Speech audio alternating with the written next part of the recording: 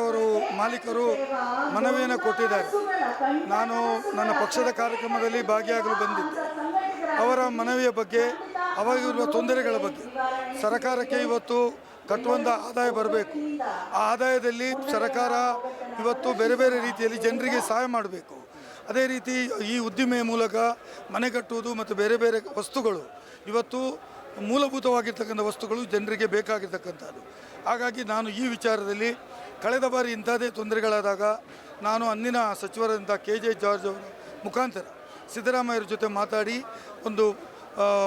ಒಂದು ರೀತಿಯ ಸೊಲ್ಯೂಷನನ್ನು ಮಾಡಿತ್ತು. ಹಾಗಾಗಿ ಈ ಸಲ ಕೂಡ ಈ ಒಂದು ತೊಂದರೆಗಳು ಹೇಳಿದ್ದಾರೆ, ಅದನ್ನು ನಾನು ಪರಿಶೀಲನೆ ಮಾಡಿ ಈ ಮಂತ್ರಿಗಳ ಹತ್ರ ಮಾತಾಡಿ, ಮುಖ್ಯಮಂತ್ರಿಗಳಂತ DK ಶಿವಕುಮಾರ್ ಜೊತೆ ಮಾತಾಡಿ ಏನು ಅವರಿಗೆ ಇದರಿಂದ ಸುಲಭವಾಗಿ ಅವರಿಗೆ ನ್ಯಾಯವನ್ನು ಒದಗಿಸಿಕೊಡ್ಲಿಕ್ಕಾಗ್ತದೆ ಅದನ್ನು ಕೊಡುವಂಥ ಪ್ರಯತ್ನ ಮಾಡ್ತೇನೆ.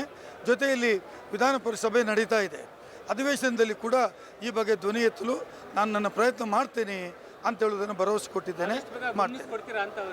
ಅಲ್ಲ ಪ್ರತಿಭಟನೆಗಳು ಮಾಡುವಂಥ ಉದ್ದೇಶ ಏನು? ಅವರ ಸಮಸ್ಯೆಗಳನ್ನು ಹೇಳಿಕೊಳ್ಳು.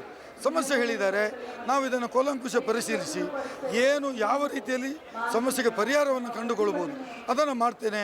ಅದರ ಬಗ್ಗೆ ನಮ್ಮ ಸರ್ಕಾರ ಬದ್ಧವಾಗಿದೆ ಅಂತ ಮಾತನ್ನು ಹೇಳಿ.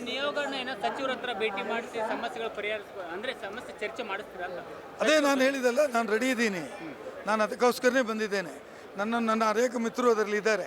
ಹಾಗಾಗಿ ನಮ್ಮ ಕೂಡ ಜವಾಬ್ದಾರಿ ಇದೆ ಅವರ ಸಮಸ್ಯೆಗಳಿಗೆ ಪರಿಹಾರವನ್ನು ಕಂಡುಹುಡುಕು. ಧನ್ಯವಾದಗಳು.